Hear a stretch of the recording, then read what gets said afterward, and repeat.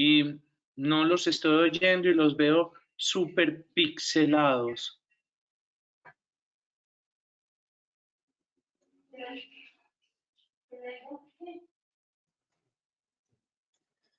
Hola, buenas tardes a todos. Bienvenidos a este que es nuestro tercer webinar. Hoy tendremos un conversatorio con los panelistas de los anteriores webinars sobre perspectivas para el abordaje del bienestar psicológico de los trabajadores de la salud. Este es un espacio organizado por la Red Latinoamericana de Ergonomía y Factores Humanos en Sistemas de Salud, la Asociación Colombiana de Farmacovigilancia y con la invitación del Colegio Colombiano de Psicólogos. Les damos la bienvenida. El día de hoy vamos a estar acompañándolos Paola y yo. En este momento voy a presentar a Paola. Paola es enfermera, especialista en gerencia de calidad con 13 años de experiencia profesional en atención primaria, actividades de salud pública, coordinando programas de seguridad del paciente y sistema general de garantía de calidad en salud en varias clínicas a nivel nacional. Es coordinadora de equipos de enfermería, coordina una red de clínicas y coordina la unidad de negocio de fertilidad a nivel nacional.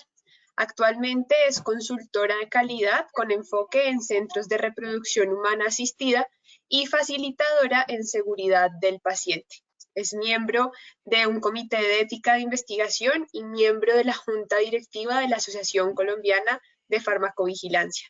Bienvenida, Paola.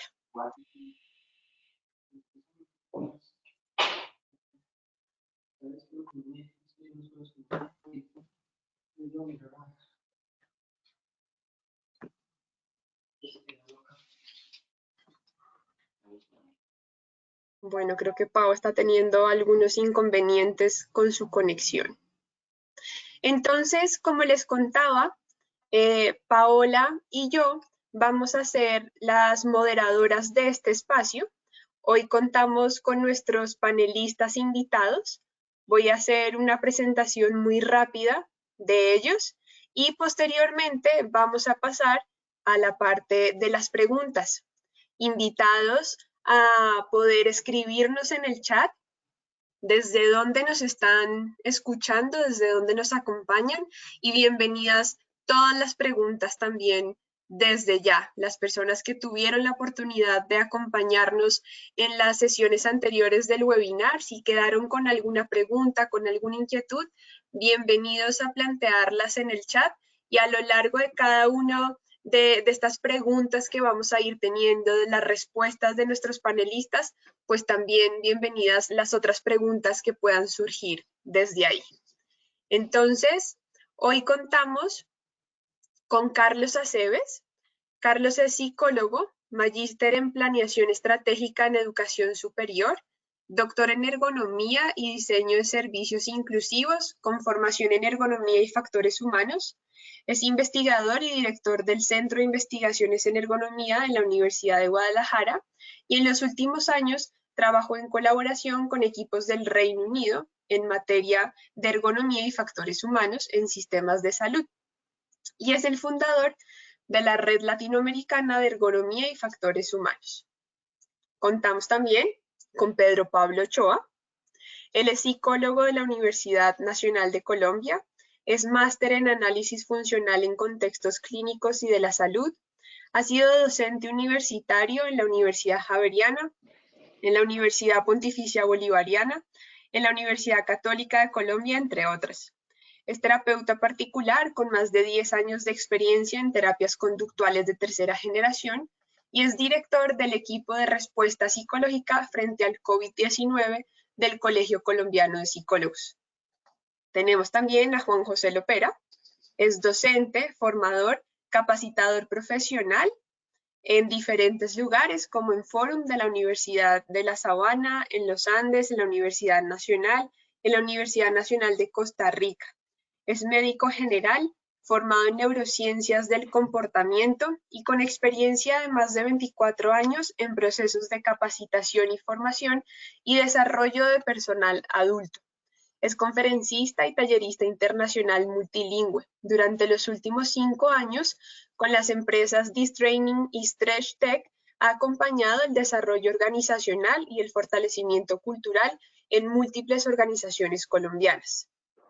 Contamos también con Ariel Alarcón, que es psiquiatra, psicoanalista de la Universidad del Rosario, docente e investigador, enseña técnica de psicoterapia, psicopatología a través del cine y de mindfulness. Hace 13 años es instructor de mindfulness e imparte talleres, seminarios y retiros sobre ese tema. Uno de sus temas de interés es la salud mental de los trabajadores de la salud. Ha publicado un par de libros y varios artículos científicos y periodísticos al respecto. Y Mayra Vázquez es química farmacéutica con formación en estudios políticos y de codificación biológica de enfermedades. Actualmente es la presidenta de la Asociación de Químicos Farmacéuticos Región Centro en Colombia. Así que bienvenidos a todos, un gusto tenerlos nuevamente acá. Y bueno, pues vamos a pasar entonces a nuestra parte de preguntas. Voy a contarles un poco cómo va a ser la dinámica. Les voy a ir leyendo unas preguntas que tenemos de los webinars anteriores mientras vamos recibiendo las nuevas preguntas. Y la idea es que la pregunta va a ir dirigida a alguno de ustedes en específico. Una vez ustedes reciben la pregunta, vamos a tener el espacio para contestarla. Y si alguien tiene algo que agregar de manera concreta, pues bienvenido también. La idea es que sea un espacio para conversar y para construir juntos. Así que bienvenidos. Pues bueno, tenemos entonces la primera pregunta que va dirigida a Carlos y nos preguntan que si alguien tiene algún ejemplo de mejoras ergonómicas en la comunicación del equipo, actualmente están desarrollando y trabajando con estrategias de contingencia y todo el tiempo está fuera de la zona del COVID del hospital dando soporte técnico, científico, médico al personal que está en los pacientes. No sé si puedes darle estos ejemplos de cómo mejorar desde la visión de la ergonomía y los factores humanos esta pregunta que nos hacen, Carlos. Claro que sí, con mucho gusto. Gracias, Isabela. Gracias a todos los que nos acompañan. Un honor estar rodeado de todos mis compañeros panelistas.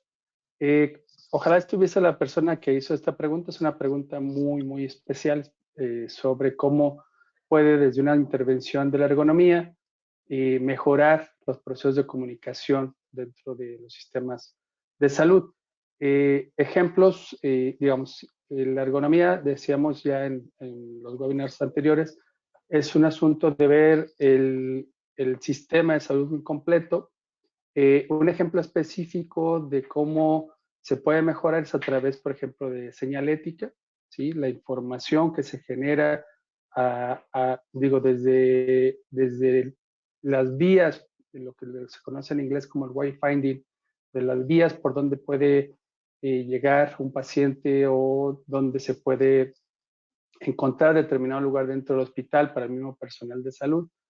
Sin embargo, bueno, ese es un ejemplo concreto, pero podríamos ir un poco más y hablar, por ejemplo, del diseño de listas de verificación para procedimientos, por ejemplo, ¿no? Normalmente pensamos que una persona es capaz, porque es experta en un procedimiento, es capaz de todo el tiempo estar con la información en la mano y recordándolo. Sin embargo, tener una lista de verificación en lugares estratégicos como las unidades de cuidado intensivo, de qué procedimientos deben seguirse y que se tenga al lado, es una ayuda para la persona. La ergonomía entendemos que los seres humanos tenemos limitaciones, podemos estar en medio de un procedimiento, por ejemplo, y en ese momento viene una distracción, se atiende a la distracción, vamos, hay un compañero que me pregunta algo y regreso a mi procedimiento, pero ya no recuerdo exactamente en dónde estaba. Por ejemplo, ante eso, ¿qué es mejor? ¿Regresarme al inicio y volver a iniciar o seguir donde yo creo que me había quedado? ¿Sí? Este tipo de cosas son ejemplos concretos en donde la ergonomía puede ayudar. Pero bueno, en el tiempo que tengo para responder, tenemos limitaciones para hacerlos. Si estuviese la persona, yo le diría que nos contacte a través del sitio del grupo de la Red Latinoamericana de Ergonomía y Sistemas de Salud, o bien que vaya al sitio de algunos organismos internacionales como el Clinical Human Factor Group en el Reino Unido, y ellos tienen guías específicas para cómo la ergonomía y factores humanos puede apoyar la comunicación de los equipos de trabajo dentro de los sistemas de salud. Cualquiera de las dos vías, encantados si nos contactan a través de nuestro grupo en Facebook o nuestras redes sociales de la red, con todo gusto les proporcionamos esta información de manera más completa. Perfecto, muchas gracias. Gracias, Carlos. Bueno, ahora vamos con una pregunta para Juan José. La pregunta es, ¿qué sería lo indispensable para tener en cuenta en medio de la rutina diaria para el personal de salud? En tu ponencia tú hablabas como de algunas cosas que se deberían tener en cuenta pensando en el bienestar. ¿Qué sería eso indispensable que recomendarías tener presente? Bueno, indispensable puede ser muy amplia una respuesta que incluya todo el tipo de personas que constituimos los profesionales de la salud. En primer lugar, si fuera a hablar de indispensable, yo pensaría en las pausas, en las micropausas en las cuales renuevo energéticamente mi estado interno, renuevo la atención, cambio la orientación hacia la actividad para disminuir la saturación pues, de todos los sistemas cognitivos. Hago las pequeñas respiraciones, estiramientos, activación neuromuscular. Y las micropausas, otra cosa muy importante, esencial, volver una y otra vez al sentido, al para qué, al eje, a la orientación de servicio, al impacto que estamos generando con cada una de nuestras acciones. ¿Por qué? Porque a veces en situaciones difíciles, particularmente exigentes, cuando hay muchas dificultades, dejamos de ver lo que estamos construyendo y nos centramos en la dificultad, en el fracaso, en la impotencia, en la falta de recursos. Volver frecuentemente en esas micropausas a notar cómo hemos contribuido en pequeña o gran medida, paso a paso, caso a caso, persona a persona, momento a momento, a ayudar a una familia, a ayudar a una persona, a ayudar a la sociedad. Las micropausas con la respiración, con la renovación de la atención, con el ejercicio y con volver al corazón del qué hacemos y para qué lo hacemos. Muchas gracias. Y recuerden al resto de los panelistas que si en algún momento alguno quiere hacer algún aporte adicional, pues también bienvenidos. Esta pregunta va dirigida a Pedro Pablo. Nos preguntan, ¿cómo minimizar el miedo en los profesionales a contagiarse o a contagiar a los que amamos en esta situación? Muy bien, buenas tardes primero que todo a todos. Agradezco la oportunidad de estar aquí y de poder participar nuevamente en este espacio. Con respecto a esta pregunta, yo creo que hay algo muy importante señalar y es que el miedo es una emoción importante y necesaria. El miedo tiene una función adaptativa. El miedo nos activa y nos hace movilizar. Así que yo diría que en realidad no tanto es minimizar el miedo, sino cómo dirigir el miedo a una acción que de alguna manera me lleve a protegerme. A mí me parece que es más bien peligroso no sentir miedo. Que las personas que en esta situación no tienen miedo son los que no se protegen, son los que no toman las medidas mínimas de cuidado y son los que van a poner más en riesgo a los demás. Por supuesto, tampoco hay que caer en el miedo que paraliza, en el miedo que detiene, en el miedo que inmoviliza a la persona. Yo diría, lo que tenemos que hacer es utilizar ese miedo para dirigirlo hacia acciones de protección. Entonces, que el miedo que tengo de contagiar a mi familia, de contagiar a otras personas, que el miedo que tengo de yo poderme enfermar, sea utilizado para desarrollar las acciones de protección necesarias. Que no es el espacio aquí, pero ustedes las conocen muy bien, los cuidados que hay que tener en términos del uso de tapabocas, si se está en un ambiente médico, pues de las demás cuidados que se deben tener, de al llegar a la casa cambiarse la ropa, tener mucho cuidado con el contacto con las personas. Esas acciones pueden verse movilizadas cuando yo tengo miedo de lastimar al otro. Entonces creo que a veces el miedo no hay que minimizarlo, sino más bien utilizarlo y dirigirlo hacia una acción más efectiva. Perfecto, muchas gracias. Muchas gracias. Bueno, vamos ahora con una pregunta para Ariel. Últimamente se ha visto que muchas personas con trastornos de ansiedad y de depresión están teniendo mayores crisis y algunas como evidencias de síntomas durante este periodo de aislamiento. ¿El mindfulness puede funcionar en pacientes con este tipo de trastornos de ansiedad y de depresión?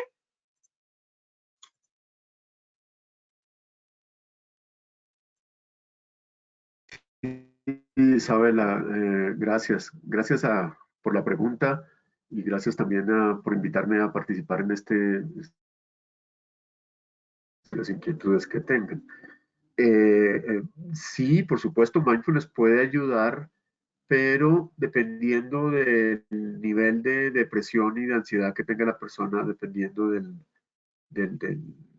sí, del estado clínico, puede ser o una medida única para una depresión leve, como era, digamos, no única, sino asociada a otra forma de terapia. Como veíamos en la charla, mindfulness en sí misma no es una terapia, pero es un complemento de otras terapias, ¿no? Y si es una depresión, una ansiedad más avanzada, en realidad, si es muy grave, no podría funcionar en un primer momento. En un segundo momento del trabajo terapéutico, sí.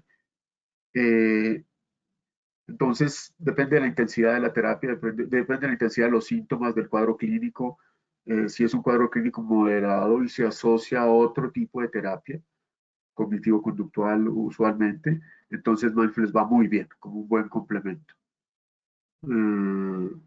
Sí, como en términos generales para contestar la pregunta, pero me quisiera referir un poquito a la pregunta anterior que contestó Pedro Pablo. Es un tema también que me parece muy importante en cuanto a disminuir el miedo. Estoy completamente de acuerdo porque el miedo, digamos, es un indicador positivo de que tenemos que hacer cosas para cuidarnos. Pero creo que un elemento adicional a lo que Pedro Pablo dijo es el elemento de la autocompasión y de la compasión por el otro. Es decir, me cuido porque me quiero, me cuido, y porque te quiero, te cuido, y porque tú me quieres, entonces me cuidas.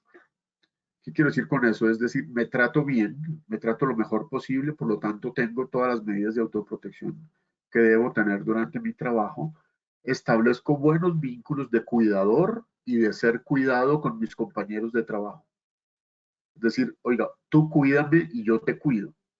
Entonces date cuenta si estoy siguiendo los protocolos como deben ser, y yo me doy cuenta si tú lo estás siguiendo como debe ser. Y lo mismo en la casa. Ayúdame a cuidarme y a cuidarte, y ayúdame a... Entonces el tema de la compasión, la autocompasión, creo que puede ser un buen complemento a todas las medidas que se toman. Gracias. Perfecto. Y ahí pues también recordar, ahí meto yo también la cucharada un poquito, y es que si las personas ya venían en un tratamiento previo, pues lo importante es no interrumpirlo, ¿no? Como poder darle continuidad a los tratamientos, si había alguna medicación que estaba acompañando, si ya había un proceso, como poder darle continuidad en la medida de lo posible a esos espacios terapéuticos también, digamos que va a sumar también a todo esto. Bueno, la siguiente pregunta es para Mayra. Mayra, tú en tu charla nos contabas sobre la aceptación, y la pregunta que nos hacen es si la aceptación es igual a la resignación. Hola. Sí, hablaba mucho de la aceptación y creo que ha sido una época maravillosa para hablar de la aceptación. La aceptación tiene que ver con el control. Y es que realmente, si vemos muy bien nuestra vida, hay muy pocas cosas sobre las que tenemos control. Entonces, la aceptación trata sobre cómo hoy, con lo que tenemos, construimos. ¿Sí? Tengo esto, bajo esas herramientas que tengo hoy sobre la mesa, ¿qué puedo hacer? Bajo una cuarentena, bajo una pandemia, bajo una estructura económica, bajo lo que está sucediendo, ¿qué puedo hacer? Eso es aceptación. No lucho contra eso, no lo tomo como una lucha y una batalla con la cual sufro y digo, pero ¿por qué tenemos que estar encerrados todos los días? ¿Pero qué le pasa a este gobierno? Es que no se ha dado cuenta cómo está la economía. Y lucho, y lucho, y lucho. Cuando estoy en lucha, estoy en la no aceptación. Cualquier tipo de lucha, estoy en la no aceptación. Y la resignación tiene que ver con, tengo las herramientas y no hago nada. Entonces, una aceptación nunca es igual a resignación. Y la gente lo confunde muy a menudo porque dice, pues si lo acepto, me dejo morir, dejo que pasen las cosas por encima mío, dejo que el agua fluya bajo el río. No, por supuesto, aceptar implica no lucha, pero implica que con las herramientas que tengo sobre la mesa hago algo y tomo acciones desde el amor. Esa es aceptación. Es no lucha y acciones desde el amor. Aceptación nunca es igual a resignación. Muchas gracias. Juan José, creo que tú querías agregar algo a la pregunta anterior también. Gracias, Isabela. Dos pequeñas cositas. Estoy completamente de acuerdo con Pedro Pablo, con Ariel, en esa dimensión del miedo como herramienta evolutiva para protegernos, para garantizar nuestra supervivencia. Yo siento que en ese miedo a infectarme, miedo a contagiar a otros, hay un aspecto muy importante que es el que muchas veces dispara los estados de ansiedad incontenibles o difíciles de manejar, es el temor profundo a la muerte y además el no considerar que por las características de contagiosidad, por el estado, la fase en la que estamos de virus en comunidad, vamos a tener mucho cuidado, pero eventualmente, mientras aparece la vacuna y durante el próximo año y medio, hay una grandísima probabilidad de que alrededor del 70 al 80, 85% de la población finalmente estemos contagiados. Es simplemente una dinámica de interacciones sistémicas que tiene múltiples nodos. Entonces, mi invitación es, estando de acuerdo de nuevo con ese cuídame, yo te cuido, cuidémonos, etcétera, etcétera, que tengamos muy claro, primero, que a pesar de los cuidados, es muy posible que de aquí a unos meses todos estemos un buen porcentaje de la población estemos contagiados, hayamos hecho contacto inmunológico con el virus. De ese porcentaje de la población va a haber un 15% que van a tener manifestaciones más o menos severas y de esos pues va a haber un porcentaje de personas que quizás muramos y me incluyo pues porque es una posibilidad que siempre tenemos presente. Eso lo vinculo a la aceptación. Yo prefiero la aceptación llamarla asentimiento, asentir en el sentido de que reconozco lo que es, digo esto es la realidad y de ahí parto, porque muchas personas sucede lo mismo que la compasión y la empatía. La compasión desde el latín Compasio quiere decir exactamente lo mismo que empatía en el griego, empatos, quieren decir sentir con. Para muchos de nosotros, culturalmente, la palabra aceptación implica inactividad. La resignación es como doblegarse, aceptar es como no hacer nada, pero asentir es decir, bueno, las cosas son así, pero trabajo. Entonces, quizás sea una diferencia semántica que cambiando los términos pueda cambiar nuestra manera de resignificar esa realidad. Esas eran las aportaciones que quería hacer. Muchas gracias, Juan. Buenas tardes para todos. Bueno, continuamos esta segunda ronda de preguntas. Muchas gracias a todos los asistentes que están actualmente conectados.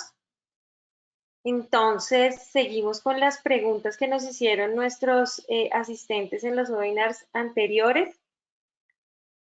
Aquí hay una para ti, Mayra, que una persona nos escribe cuál es la relación con el dolor de rodillas. Creo que tú estabas hablando en tu ponencia, que se manifestaba una serie de dolores en el cuerpo, cuando se tiene pues una afectación en nuestra parte psicológica. Entonces, ¿nos podrías ampliar, por favor? Para quienes no estuvieron en el webinar, hablábamos desde la descodificación biológica o biodescodificación, y esto está súper estudiado ya desde las neurociencias, y es a partir de mis emociones estoy generando unas sustancias químicas y por lo tanto unas respuestas biológicas en el cuerpo. Es decir, yo genero unos cambios mentales, unas emociones que me generan unos cambios biológicos. Eso todos yo creo que ya lo sabemos y lo tenemos súper claro. Dependiendo de mi emoción, yo respiro más rápido, respiro más lento, sudo más o sudo menos, mis palpitaciones cardíacas son más o menos, y todo esto dependiente de la emoción. Por supuesto, a partir de los años, desde hace 24 años, uno de los grandes exponentes, Christian Fleche, habla de algunos significados generales, y ahí quiero hacer como una pausa, y es significados generales, pero por supuesto la persona que está preguntando es importante que revise qué más puede ser. Y de manera general se habla de cuando hay una alteración en alguna parte de la movilidad. Estoy hablando de la función que tiene esa parte en la movilidad. Entonces, cuando me duele o cuando hay alguna manifestación en mi cuerpo, pregunto esa parte de mi cuerpo para qué la estoy usando. Entonces, por supuesto, las rodillas, ¿para qué me sirven? Para arrodillarme, para flexibilizarme, de pronto para ser más humilde. Seguramente cada uno va a tener una respuesta diferente. Entonces, la persona que está preguntando le preguntaría, ¿para qué te sirven las rodillas? Y específicamente esas rodillas tiene un sentido, si eres diestro o eres zurdo, tiene un sentido diferente. Entonces, seguramente la respuesta va a ser para hacerme más flexible, para arrodillarme frente a algo. Y es que en la vida a veces tenemos que ser flexibles, muchas veces, o arrodillarnos a algo, ser un poco más humildes. Entonces, a veces las rodillas expresan esa falta de humildad que viene, por supuesto, desde una respuesta mental, emocional, de alguna situación que estoy viviendo. Entonces, la rodilla dice, me cansé de estar tieso, quieto, parado acá, firme, viéndome fuerte, viendo que no soy débil ante nada y lo puedo todo. Por supuesto, la rodilla te dice, hey, no, eso no es tan cierto, eres humano y necesito que por favor bajes un poco la guardia, pidas ayuda y seas más humilde. Es escuchar nuestro cuerpo, escucharnos a nosotros mismos. Total, total, está diciendo todo el tiempo.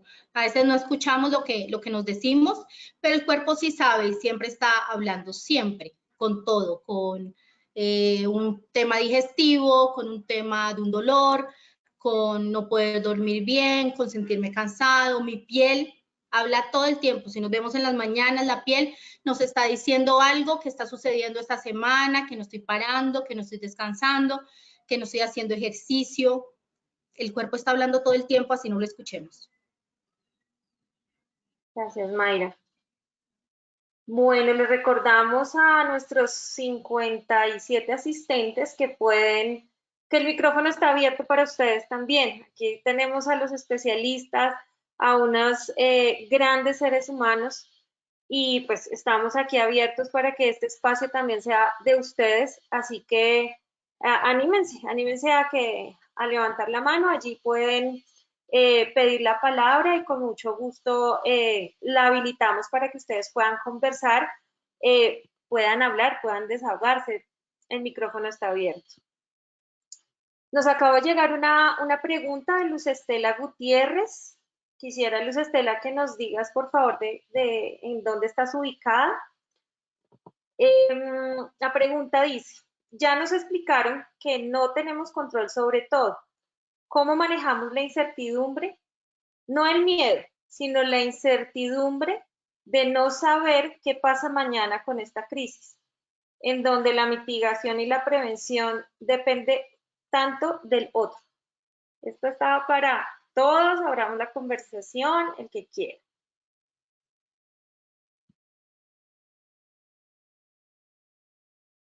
Esa es una pregunta muy interesante y muy compleja, porque yo creo que todos nos estamos enfrentando a la incertidumbre en este momento. No solamente las personas, los profesionales de la salud, los que manejamos equipos, estamos enfrentados a esta situación de incertidumbre. ¿Cómo enfrentarse a la incertidumbre? Es también una respuesta difícil. Este tema, se han hecho algunas investigaciones, muy desde laboratorio, se han hecho investigaciones en situaciones muy puntuales, pero ante una incertidumbre como la que nos enfrentamos ahora, es poco lo que se ha investigado de verdad. Estamos entre una situación en la que realmente no sabemos qué va a pasar. Hace un mes pensábamos que a estas alturas ya habríamos salido de la cuarentena.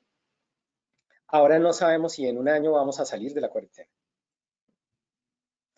Pero creo que como para tratar de dar una respuesta, yo lo que podría decir, y espero que me complementen las demás panelistas que se encuentran en este momento, tiene que ver con la manera como nos fusionamos con lo que pensamos y con lo que creemos.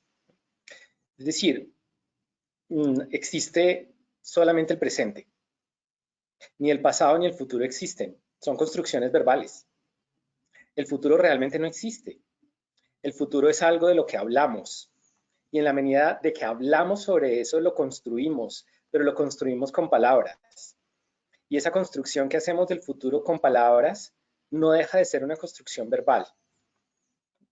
Cuando nosotros estamos muy fusionados con esos pensamientos y no logramos hacer una separación de lo que pensamos de la realidad, podemos tener dificultades.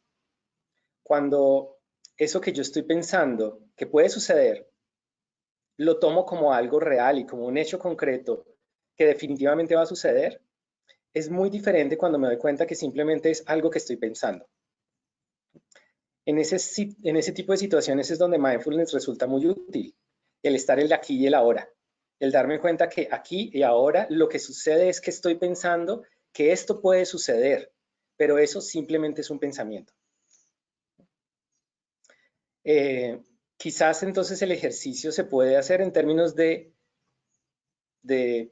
dejar de fusionar esos pensamientos, dejar de fusionarnos con los pensamientos e identificarlos solo como pensamientos y no como realidades. Yo quisiera aportar algo, y es que hubo algo muy lindo dentro de lo que dijo Mayra, y es que en el momento en el que nos damos cuenta que en realidad tenemos control sobre un mínimo porcentaje de las cosas que nos atañen, en ese momento, si somos capaces de salir del temor y entregarnos a esa realidad, empezamos a desarrollar en nosotros unas habilidades adaptativas muy interesantes. Somos como el gato que está en tensión dinámica en cada uno de sus músculos y apenas ve por el rabillo del ojo al pajarito, se le lanza y lo agarra en el vuelo. Es como el portero que tapa un penalti. No sabemos para dónde viene la bola hasta el último instante, y esa es la mayor parte de las experiencias que tenemos en la vida. Entonces yo, digamos, dividiría en dos circunstancias. Primero, la incertidumbre y segundo, la angustia que nos produce no poder controlar. Si yo puedo vivir la incertidumbre sin la angustia, me vuelvo profundamente atento, estoy pendiente de cada detalle y estoy adaptándome continuamente. Si vivo desde el paradigma que busca controlar, me vuelvo cada vez más rígido y aquellas cosas que suceden que no responden a mis expectativas eventualmente me quiebran.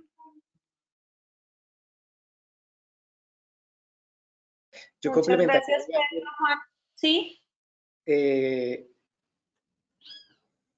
A nosotros muchas veces nos han dicho y nos han recalcado que podríamos controlar lo que pensamos y lo que sentimos. Y ese tal vez es un gran error. Nosotros no tenemos un control sobre lo que estamos sintiendo. Y a veces hacemos intentos desesperados por controlarlo. Y en ocasiones es justamente los problemas surgen es del intento de controlar lo que estamos sintiendo o lo que estamos pensando. El hecho de aceptar que hay cosas que no puedo controlar es un ejercicio importante y reconocer que hay otras, una pequeña parte de las cosas que sí están bajo mi control. Yo puedo controlar un poco, por ejemplo, para conectar con una pregunta que surgía antes, los cuidados que tengo, las precauciones que tengo para evitar el contagio. Eso es algo que puedo hacer. No puedo controlar una imagen apocalíptica del futuro. Entre más intento pensar que el futuro no va a ser apocalíptico, seguramente más lo voy a pensar. Y hacer algo por intentar no pensar en eso puede resultar contraproducente. Más bien, si acepto, estoy pensando eso, pero lo identifico solo como un pensamiento y más bien me comprometo con una serie de acciones que sí puedo desarrollar, va a ser mucho más fácil enfrentar esta situación. Gracias, Pedro. Carlos. Muchas gracias. Sí, la verdad esta pregunta me encanta la pregunta en sí y bueno, me gustan mucho las respuestas que tanto Juan y Pedro nos han proporcionado. Definitivamente, si llevamos esto al terreno de lo individual, de lo psicológico, el tema es complejo de resolver. La incertidumbre es parte de la naturaleza humana, es parte de la vida. Sin embargo, bueno, desde la perspectiva, aquí estamos con diferentes perspectivas, desde la perspectiva de la ergonomía, de la ciencia de la ergonomía y los factores humanos, la incertidumbre se reduce, no se elimina, porque coincido que el tema es presente, digo, pero una cosa que puede reducir la incertidumbre es la preparación para. La ergonomía como una disciplina de diseño se anticipa o busca anticiparse a la situación. En mi intervención anterior hablaba yo, por ejemplo, de las listas de chequeo. Estaba ahorita, mientras estamos platicando, buscando una guía que acaban de desarrollar el Charter Institute of Ergonomics and Human Factors del Reino Unido para tenerlo pegado a las camas, a uno de las camas para el manejo de ventiladores. Uno puede decir, digo, es que este es un tema, alguna ocasión lo hemos discutido, una situación un poco como de guerra, no me gusta usar mucho esa palabra, pero es cierto que es una situación de crisis, con personal de salud muchas veces nuevo en algunas áreas, digo, ante este tema del coronavirus, la gran mayoría son nuevos, aunque bueno, hay infectólogos y hay personal que tiene experiencia en ese tipo de cosas. De cualquier manera, por ejemplo, el uso de ventiladores puede ser nuevo, hemos visto algunas noticias en donde se culpa, por ejemplo, a los médicos por no saber usar un ventilador y que por eso falleció un paciente, cuando en realidad el sistema no ha estado preparado para ellos. Por supuesto que una situación que no es preparada genera más incertidumbre. Voy a poner un ejemplo. A menudo me ha tocado viajar a una ciudad que no conozco y rento un auto. Si yo voy y tomo ese auto y empiezo a manejar una ciudad que no conozco, aun cuando tenga mi GPS a un lado, me va a generar más incertidumbre al hecho que si yo previamente sé que voy a ir a viajar a un lugar y hago entonces mi ruta con mi Google Maps y empiezo a ver por dónde voy a ir, incluso me meto a la calle, veo las señales, digamos, ese tipo de cosas pueden ayudar a reducir la incertidumbre. Sin embargo, otra vez, el tema de estar en el presente, en el momento, eso no me quita que la incertidumbre vuelva a aparecer. Sin embargo, si yo preparo los sistemas de salud, si yo preparo a la persona para entrar a un espacio donde va a laborar con ciertas condiciones, la incertidumbre puede de alguna manera reducirse, ¿no? Y de alguna manera es lo que trabajamos, ¿no? Información, preparación ayuda a reducir, sin embargo, no se elimina porque es parte de la naturaleza humana. Gracias. Vale, gracias, Carlos. Ariel. Sí, yo quería complementar todo lo que han dicho y enfatizar un poco un par de aspectos que han nombrado también mis compañeros del panel. Uno de ellos es el tema de mindfulness, cómo mindfulness contribuye a aliviar la angustia por la incertidumbre de varias maneras. Una de ellas es como veíamos con la aceptación, como la aceptación radical o el asentimiento, como decía Juan José. Es decir, acepto que de verdad no puedo controlar, no sé cuándo va a pasar esto, ni sé qué va a pasar en el futuro, cuáles son las consecuencias de esta situación en el futuro exactas, nadie las sabe. Lo acepto, ¿no? Lo acepto, lo asiento, como decía Juan. Otro elemento como mindfulness contribuye igualmente es el tema de, ya entrando en el tema de la autocompasión, es vivo el momento presente, me quedo en el aquí y el ahora lo que más pueda y no evito lo que más pueda igualmente especular sobre el futuro porque como no lo conozco no sé qué va a pasar. Entonces, pero vivo en un momento presente, digámoslo así, enriquecido. Enriquecido como con amor, con el amor propio, con el amor por los otros, con el amor incluso por las cosas que hago, por las cosas que tengo y las disfruto. Es un momento presente agradable, placentero, bueno, compasivo, autocompasivo, que me permite entonces seguirme quedando en este buen momento presente. Si me quedo en ese momento presente y puedo construir estados de mayor tranquilidad, entonces mi mente se abre. Y entonces comienzo a captar las oportunidades que hay en esta incertidumbre. ¿O qué certezas puedo comenzar a construir? No sé cuándo se va a acabar la pandemia o ¿no? Cuándo se va a acabar el confinamiento, todas estas cosas. Pero sí sé, por ejemplo, puedo ponerles un ejemplo personal en el cual ahorita tengo un problema además. Y bueno, voy a escribir un manual para profesionales de la salud, que ya varios de ustedes lo tienen, y voy a tratar de terminarlo dentro de un mes. Entonces me pongo una fecha, sobre eso sí tengo certeza. Y me encanta escribir y lo hago bien, bueno, me trasnocho a veces, me desvelan algunas palabras, lo que sea, pero me encanta, lo hago, le meto un elemento de placer. Entonces, cosas que sí puedo controlar y a las que puedo poner un plazo, pues se lo pongo. Y me quedo en ese plazo viviendo lo que más pueda de un modo amoroso. Y cuando lo hago y cuando medito frecuentemente, entonces mi mente se abre a otras oportunidades, que es el tema de la resiliencia que hablábamos. Bueno, si estoy muy ofuscado en el problema o muy angustiado y con un miedo demasiado alto, no veo las oportunidades que hay alrededor. Pero si puedo respirar y decir, hey, de pronto lo que yo podría hacer es, y me pongo un nuevo plazo. Y entonces estimula la creatividad y de ese modo no estamos en un eterno presente que no tiene ningún futuro, sino un presente amable, amoroso, placentero y controlable por mí en la medida en que pueda. Gracias. Muchas gracias, Ariel. Mayra. Algo último para agregar, y es que cuando hablamos muchas veces de incertidumbre, estamos hablando de miedo al futuro. Se mezcla un poquito la incertidumbre con la ansiedad, como lo hablaba Juan. Entonces, muchas de las estrategias van a estar encaminadas a manejar esa ansiedad, y entonces aquí nuestros compañeros nos han dado herramientas valiosísimas, mindfulness, maravilloso para hacerlo, pero sobre todo ser muy consciente de por qué el miedo al futuro, qué es lo que puede salir mal. Seguramente si me pongo, y lo decía Pedro, a mecanizar y a pensar en un montón de cosas que pudieran salir mal, pues todo pudiera salir mal. Entonces es también, a mí me encanta una frase que dice, en lo que te enfocas se expande. Si hoy no tienes muchas cosas claras de lo que va a pasar el siguiente mes, en 6 meses, nada, te enfocas en el presente, visualizas cosas muy bellas para ti, Sin importar lo que suceda, sé que van a pasar cosas muy bellas para mí, me enfoco en ello. Y lo último, tener una actitud de niño. Cuando éramos niños, no estábamos preocupados todos los días porque nos fueran a regalar el día del cumpleaños y qué tendría ese paquete misterioso. No éramos preocupados todos los días del año porque íbamos a recibir el siguiente año de cumpleaños. Simplemente abríamos nuestros regalos de la manera más inocente y más bella y decíamos con amor y con emoción, qué rico llegó esto. Y era un espacio de incertidumbre. Entonces también tener, yo sé que es un poco más difícil, pero como adultos, esa actitud de sorpresa ante la vida.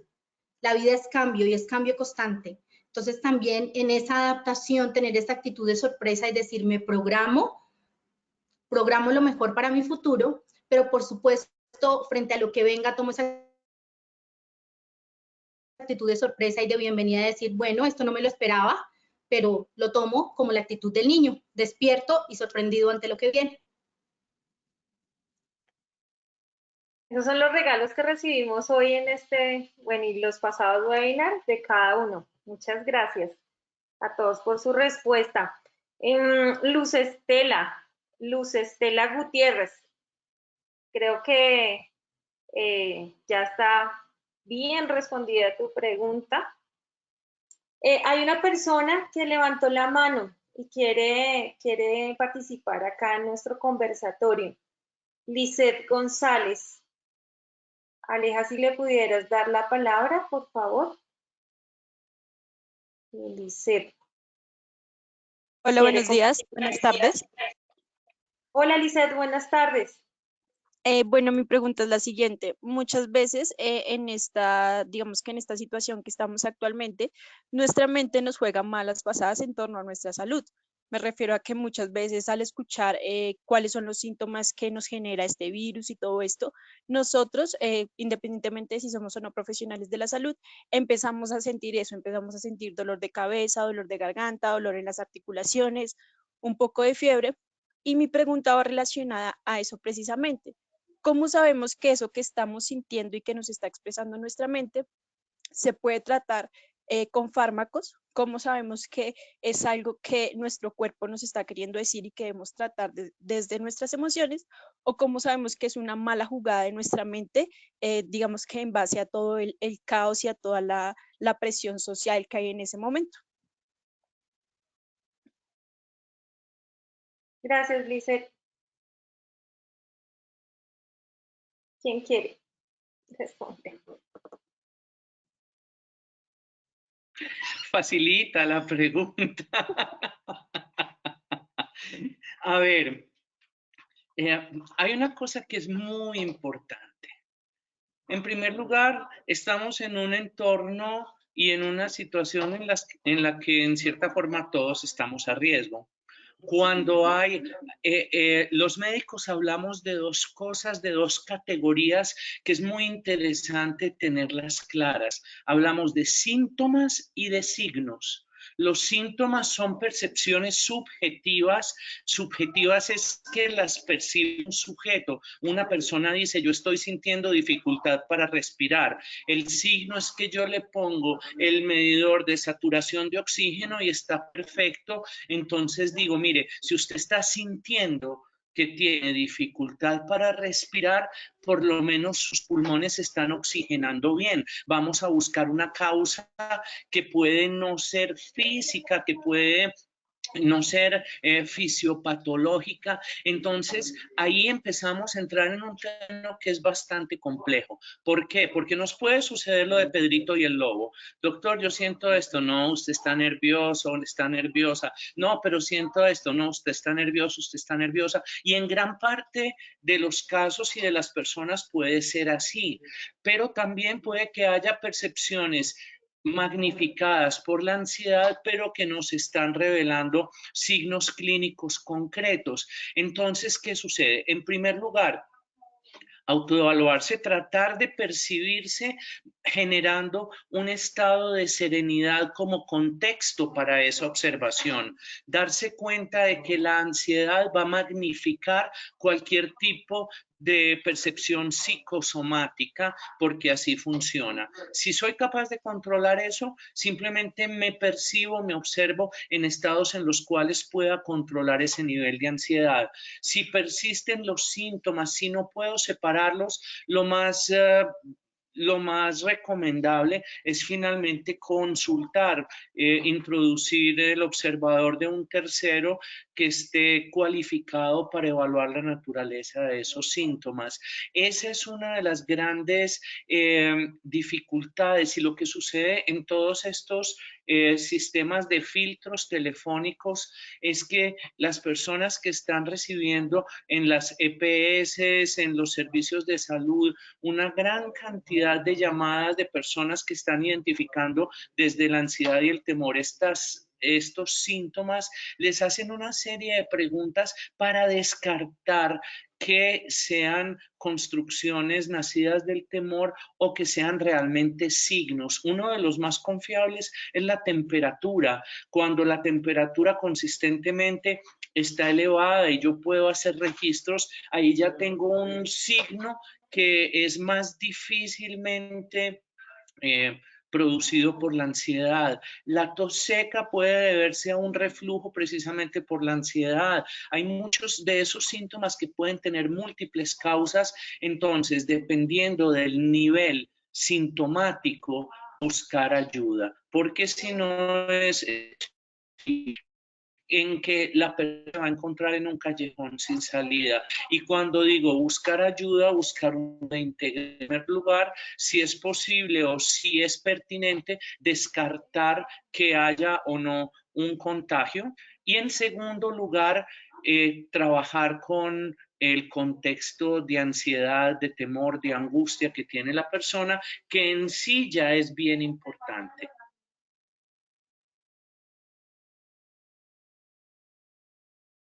Sí, Ariel. Gracias, Juan. Gracias. Respecto a Lisset, lo que decía, me parece muy importante. Solamente voy a redondear algo que acaba de decir Juan, o decirlo con otras palabras para que quede más claro, que me parece importantísimo el mensaje de él, es primero que todo el cuerpo existe, no todos son emociones y el cuerpo se enferma. Entonces tenemos que prestarle atención a los mensajes de nuestro cuerpo primero que todo. Y lo que él decía, el tema de la temperatura es fundamental. Y hay otro tema que viene un protocolo que es el tema del pulsoxímetro. No son aparatos demasiado costosos y si alguien está un poquito ansioso con el tema o tiene personas a su alrededor, un pulsoxímetro lo venden en muchas farmacias y mide el nivel de oxígeno que tiene la sangre muy fácil. Entonces, si el nivel de oxígeno disminuye por debajo de cierto nivel, pues entonces tengo que buscar ayuda médica y tal. Pero si está bien, en general mis pulmones están funcionando bien, estoy oxigenando bien, entonces podría pensar que si los otros síntomas se puedan deber, ahí sí, a ansiedad, pero prestar atención a los mensajes del cuerpo y buscar ayuda profesional para que lo solucione es el primer punto, por supuesto. Gracias. Vale, gracias, Ariel. Lisset, no sé si tú tengas algún comentario más, algo que decirnos. Lisset, ¿estás por allí? No, nada, muchísimas gracias. La pregunta quedó muy bien resuelta. Muchísimas gracias. Vale, ¿de dónde nos hablas? ¿En dónde estás en este momento? ¿En qué ciudad? Bogotá. Bogotá. Sí, acento rolo sí tienes. Muchas gracias, Lisset. Bueno, ustedes. Bueno, hay otra persona que levantó la mano y quiere conversar con nosotros, pero antes de ello quiero contarles que nos enviaron un caluroso saludo desde Arauca. Ricardo Anave, un saludito para Arauca. Para los que no conocen la ciudad, pues es una ciudad que queda en Colombia. Listo, entonces vamos con Cecilia, que levantó la mano. Discúlpenme, Cecilia Figueroa.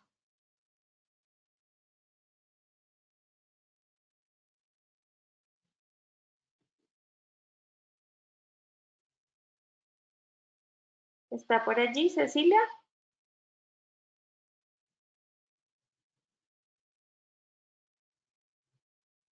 Aleja, ¿le puedes dar porfa el acceso? No, no tiene activo el... Ay, perdón. Ah, ok, bueno, listo. Bueno, Cecilia, entonces, pues tú nos enviaste por el chat la pregunta, vamos a hacerla entonces de una vez. ¿Qué herramientas o estrategias para ayudar a nuestros médicos por el duelo personal, como la pérdida de colegas?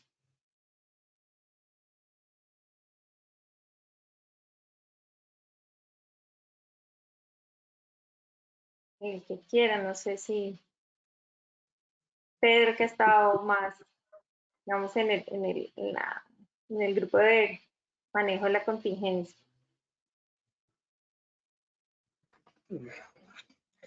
La primera ayuda que se puede hacer, bueno, dos cosas. Uno, aclarar que el estado de malestar que se siente frente a una pérdida es comprensible. Es comprensible sentirse mal y que no quiere decir que uno necesite una ayuda especial, ni una ayuda especializada, ni una medicación siquiera. Pero sí es importante, digamos, en estas situaciones, tener espacios donde se pueda expresar lo que se siente.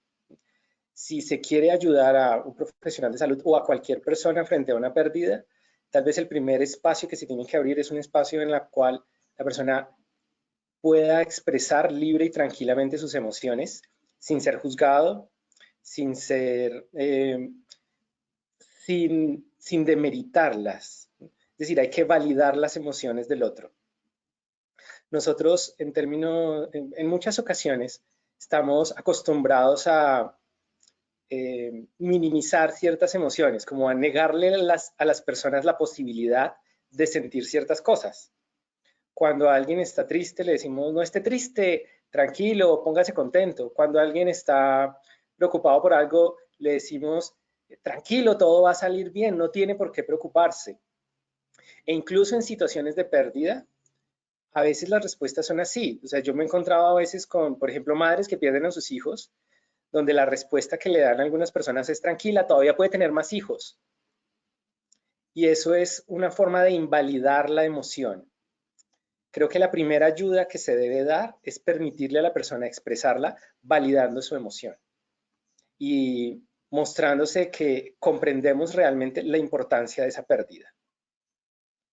Ese es el primer paso. Y esas pérdidas en todos los niveles.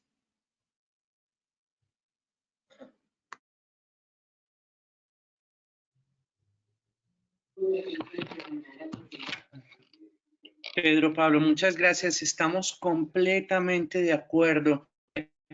Y yo no creo que hagamos suficiente énfasis en honrar lo que siente la otra persona. Si alguien está sintiendo algo es porque es su mejor manera de responder a la situación que está enfrentando. Y desde ahí tenemos que partir.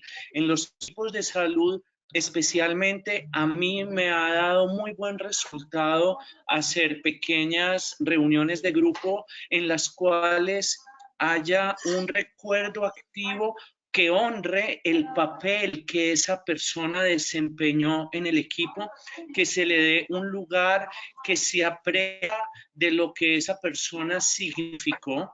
Y además, muy importante en los equipos de salud, esto lo hablábamos en el primer webinario, los médicos, en alguna medida, no sé cuánto, los psicólogos, pero en los médicos es muy común que tengamos una tanatofobia, un terror a la muerte y una percepción de nosotros mismos que busca estar por encima de la enfermedad, que niega la vulnerabilidad. Entonces, esos son momentos muy especiales para reconocer la vulnerabilidad y saber que esa vulnerabilidad no es algo de lo que debemos huir, que de todas maneras tenemos todas las probabilidades del mundo de exponernos algún día a una situación difícil a nivel de salud y que eventualmente vamos a morir. Entonces me ha servido mucho también en ese proceso de duelo hacer una reflexión profunda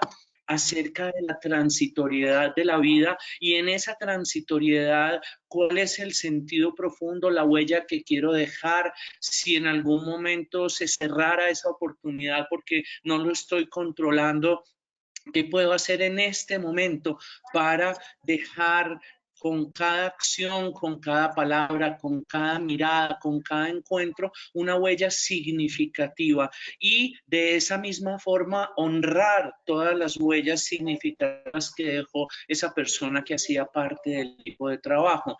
También muy pocos médicos, muy pocas enfermeras, muy pocos auxiliares de salud tienen claras las etapas del duelo. Ayuda muchísimo a entender que el duelo a nivel de humanidad está tipificado en la mayor parte de nuestras culturas, tiene 4 etapas esenciales que tardan un tiempo y que ese tiempo depende del nivel del vínculo afectivo que se tenía con esa persona.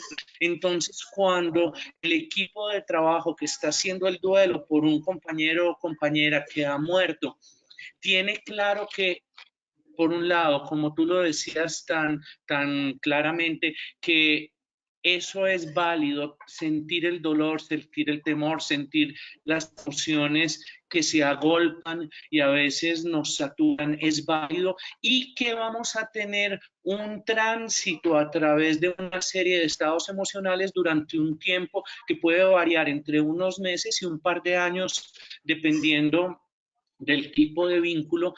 Eso le da una perspectiva a la persona en la que siente y reconoce que no está sintiendo nada diferente a lo que sentimos la mayor parte de los seres humanos. Entonces, esas son herramientas que yo siento que es también importante entregarlas en ese acompañamiento del duelo. Muchas gracias. Mayra.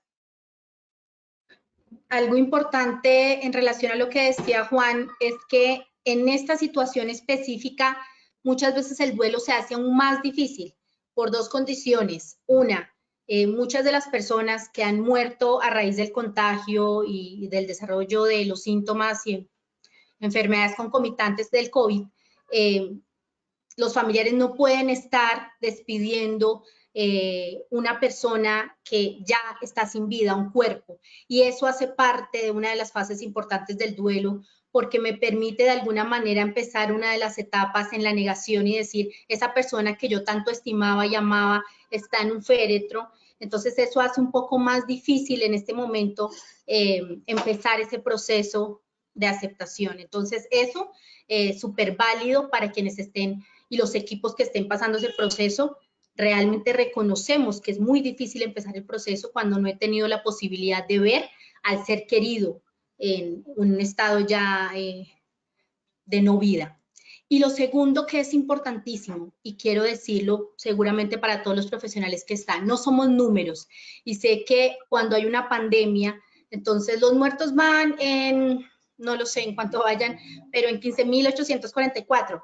¿Sí? Entonces, uno más, 15.845, no somos números y es reconocer que no somos números, no es un médico más, no es una enfermera más, no es un profesional de salud más, es alguien especial, ¿sí? Es alguien especial que deja un legado y por eso me parece tan válido lo que dice Juan, de honrar ese legado, porque no somos números y no es uno más, a pesar de que estén muriendo muchos, eso no tiene por qué ser diferente, que esa persona sea especial y se le honre de manera especial.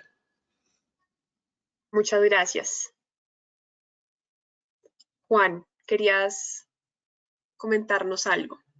Yo quería complementar un punto. Sí. No sé, bueno, Juan. Juan y luego Ariel. Ariel, perdón, es que como debo irme, les cuento, como hay personas de varios rincones de todos estos países, yo estoy en el campo con mi padre en un corregimiento rural de Santo Domingo, Antioquia. Entonces, en este momento debo ausentarme y quería despedirme, agradecerles la presencia y hasta la próxima. Y muchas gracias. Gracias a ti, Juan. Chao. Ariel, ahora sí, todos tuyos. Chao, Juan José, un abrazo, que te vaya bien. Bueno, gracias. No, lo que iba es un poco a complementar lo que todos han dicho, pues especialmente algo similar a lo que decía Pedro Pablo hace un momento con respecto al miedo. No hay que tenerle miedo al miedo, no hay que tenerle miedo tampoco a la tristeza. Es incluso bueno sentir tristeza y es importante expresarla. Un poco lo que decía Mayra también hace un momento con el tema de las cifras es, bueno, uno más, chao, sale, sigamos trabajando. No, paremos, hablemos, honremos a la persona que se ha ido, que ha muerto, y sintámonos tristes y expresemos la tristeza y acompañémonos mutuamente en ese sentimiento.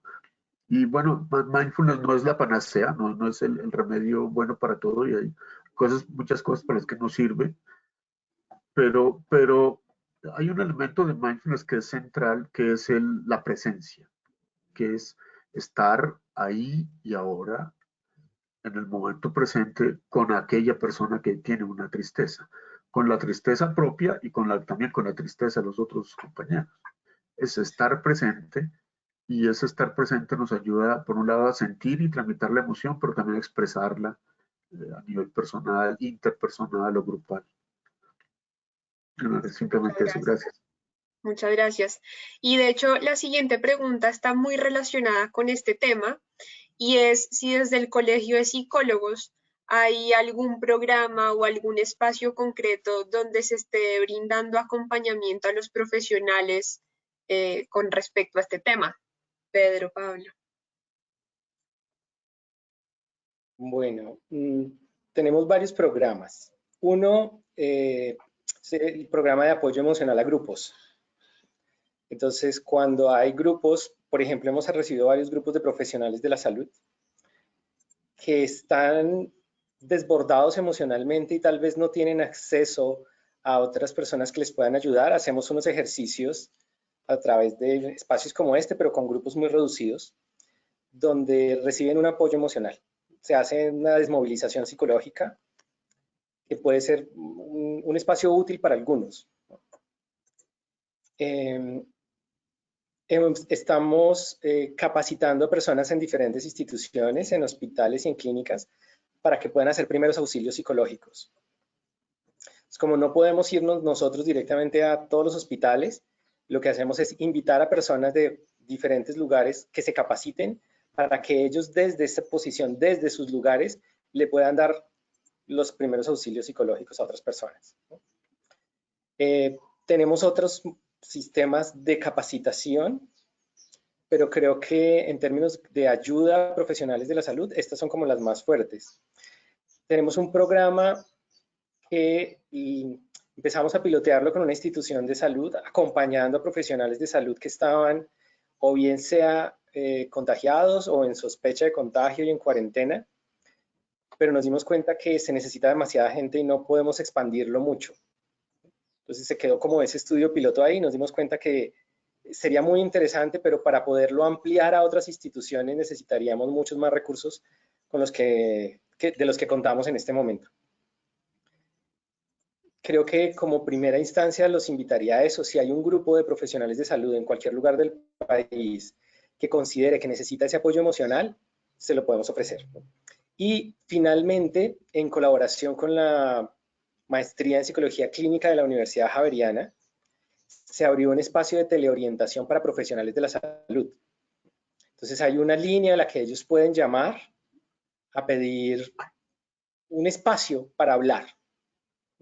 Es completamente gratuito, es completamente confidencial, esa es una información que se mantiene allí en el Centro de Atención Psicológica Casa Espinosa. Si alguien necesita, o sea, si algún profesional de salud necesita ese espacio para conversar, para dialogar, para encontrar el apoyo, pueden llamar. El teléfono se los voy a dar, pero pues si lo podemos poner en... Es 339-4949. En Bogotá.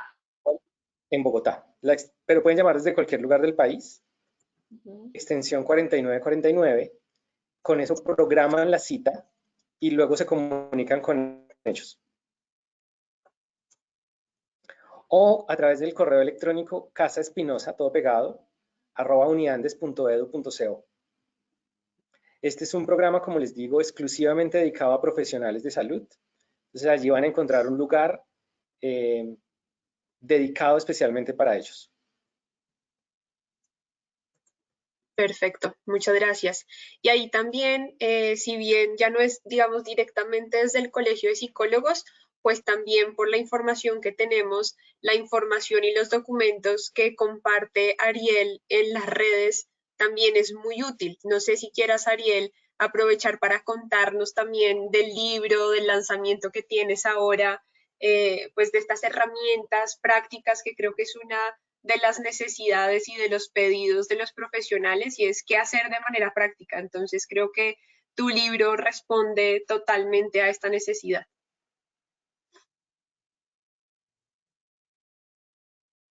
Gracias. Muchas gracias, Isabela, por supuesto. Sí, ahora justamente ahorita en unos minutos, a las 4 de la tarde, voy a hacer la presentación del libro, que es un manual de 70 páginas con 10 estrategias basadas en mindfulness y autocompasión, orientadas a ayudar a la autorregulación emocional de los profesionales de la salud que trabajan con pacientes con COVID-19. Algunas personas que también de otras áreas, no solo profesionales de la salud, que lo han encontrado útil, interesante. Sí, esta es una estrategia que nos pusimos a revisar con un equipo de trabajo. Vimos, bueno, qué es lo que la gente más necesita y qué más les puede ayudar. Y están allí descritos de un modo claro, el paso a paso, el 1, 2, 3 de cada una de las estrategias. Se hace un link con un video y un audio, una meditación guiada, un ejercicio guiado a través de un video, en el cual la persona lo puede ver y lo aprende a hacer, y luego pues ya lo comienza a incorporar. Es otra de las herramientas que yo creo que pueden ser bastante útiles. Pueden ser utilizados en grupo. La gente los puede decir, venga, hoy hagamos esta, mañana hagamos la otra, yo aprendo, tal. Se pueden comunicar también con nosotros si necesitan cualquier aclaración, o bueno, o las líneas que también Pedro acaba de nombrar. Pero muchas gracias. Ahora a las 4, como les decía, voy a hablar un poquito más en detalle de todo este manual, que es completamente gratuito, que se puede descargar fácilmente, es un PDF. Online, está en varias partes ya dando vueltas. En el Facebook mío, pues el nombre mío es Ariel Alarcón Prada, ahí se pueden entrar y mirar el link para conectarse. Es un webinar por Zoom y cualquiera puede entrar, es de acceso gratuito. Y también por ese lado pueden descargar directamente el manual. Perfecto. Gracias. Muchas gracias. Muchas gracias.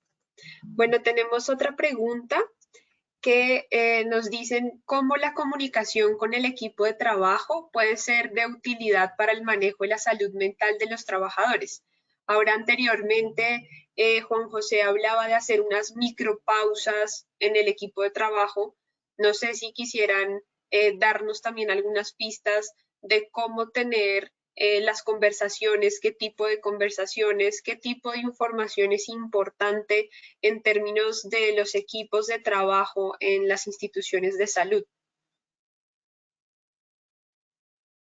Voy a empezar, pero estoy seguro que me complementan. Y voy a empezar haciendo un llamado de alerta de algunas cosas que hemos identificado en algunas instituciones, que es un gran riesgo, y es la falta de claridad. Creo que lo primero que se tiene que hacer en una situación como esta es tener un equipo de comunicación que transmita claramente la información. Es muy peligroso cuando se tiene una información que no se informa. Por ejemplo, conocemos de instituciones en las cuales ha habido contagios confirmados, pero no se habla de eso. No hay ningún comunicado oficial, no se está aclarando las acciones que se están tomando, las medidas de protección que se toman. Y esa falta de claridad por parte de algunas instituciones genera desconfianza. Y en momentos como este, en los que nos enfrentamos a una crisis, es muy importante que las instituciones sean sólidas y confiables. Así que, como primer punto que quisiera señalar aquí, es importante ser claro en las comunicaciones, informar de una manera adecuada que las personas tengan una fuente confiable de información para que puedan creer en esas fuentes. Es importante comunicar desde, por una parte, las recomendaciones que se hacen, pero comunicar cómo está la institución, lo que se está haciendo, las medidas que se están tomando. Esto le permite a las personas en este mundo en el cual nos encontramos en tanta incertidumbre, como hablábamos ahora, tener algo que confiar y en quién creer. Creo que lo hemos vivido todos. Cuando nos damos cuenta que el gobierno, por ejemplo, titubea, que no tiene claro lo que dice, desconfiamos de él. Y en momentos críticos es necesario establecer instituciones firmes y en las que se pueda confiar para poder desarrollar acciones mucho más efectivas. Entonces, primer punto, hay que ser claro, transparente y manejar abiertamente la información. A veces algunas entidades piensan que por decir las cosas se va a generar quizás temores, ansiedad, miedos, pero no se dan cuenta que puede ser mucho peor no informar claramente y permitir que se maneje lo que en Colombia se llama ese correo de brujas, en el que finalmente todo el mundo se entera de lo que está pasando, pero no hay ninguna comunicación oficial. Perfecto, muchas gracias. ¿Alguien quisiera complementar? Ariel. Y justamente siguiendo con la propaganda al manual gratuito, en la parte final hay dos estrategias concretas para manejo para líderes de los equipos justamente, que son el briefing y el diffusing, que se relacionan de algún modo también con el debriefing, que son así son términos gringos, pero que se imponen mucho en el área de recursos humanos y de este entorno, que son el briefing, es contar todas las mañanas, informar de un modo abierto, claro, transparente, lo que está pasando en la institución, lo que está pasando a nivel global un poco, digamos, cómo estamos en Bogotá o en Arauca o en Ciudad de México o en Guadalajara, tal, cómo estamos en nuestro hospital, qué ha pasado, las cifras claras, las cifras un poco y el entorno de las cifras, es decir, tenemos tantos pacientes hospitalizados, ayer fallecieron tantos, tantos recuperados, tantos enfermos, tantos miembros del personal de la salud que, por ejemplo, se contagiaron, son estos y estos y estos, estamos pendientes, informar claramente a todo mundo al comienzo del turno. Ese es el líder, el líder, yo creo que cada institución debe estar sacando un comunicado, o por lo menos mañana y tarde, o por lo menos al día, y se lo reparte a los líderes de los equipos, y los líderes de los equipos se lo reparten a sus miembros de su equipo. Es decir, mire, lo que está pasando en nuestra institución así, en este momento es esto. Con eso todo el mundo sabe de frente qué es lo que está pasando y la evolución del tema. Hay un elemento ahí motivacional que se puede incluir en el briefing, y es, bueno, vamos a trabajar fuerte, vamos a hacer este turno, vamos a cuidarnos mucho, vamos a seguir adelante, vamos a tal. ¿No? Reconocer, por ejemplo, cuando ha habido pérdidas, lo que hablábamos hace un momento. Okay. El diffusing es lo mismo, pero al final del turno. Volver a reunir a la gente, qué pasó, cómo estuvimos y tal. Ese tiene un tono mucho más emocional, es cómo nos sentimos, cómo termino el turno de trabajo hoy. Estoy cansado, estoy aburrido, estoy deprimido, estoy con una rabia terrible, tengo mucho miedo, y que la gente exprese su emoción y se recoja la emoción a nivel grupal. También esa es otra parte de la información que es muy importante de manejar. Y eso tiene que ver con lo que hablaban también de la incertidumbre, ¿no? Como a mayor información, mayor sensación de control, y eso puede disminuir un poco también esta sensación de ir a ciegas también. Bien, Carlos. Vale, muchas gracias. Sí, miren, esta pregunta, no sé quién la haya por ahí planteado en el foro, pero es un asunto fundamental si hablamos del bienestar psicológico de los trabajadores de la salud. Me gusta la palabra que utiliza Pedro cuando dice alerta. Yo creo que la situación del COVID-19 es una alerta. En realidad nuestros sistemas de salud no se inventaron a partir del COVID, siempre han estado ahí, y normalmente trabajan en condiciones en donde la comunicación no es la mejor. En este momento, ante situaciones de crisis, traemos a la luz la literatura que ya conocemos desde la parte de la ergonomía de los factores humanos, en donde nos habla que los factores organizacionales en un sistema de salud son los más críticos para la salud física y psicológica de los que ahí participan y también para la seguridad del paciente. Es decir, ¿cuáles son los factores organizacionales?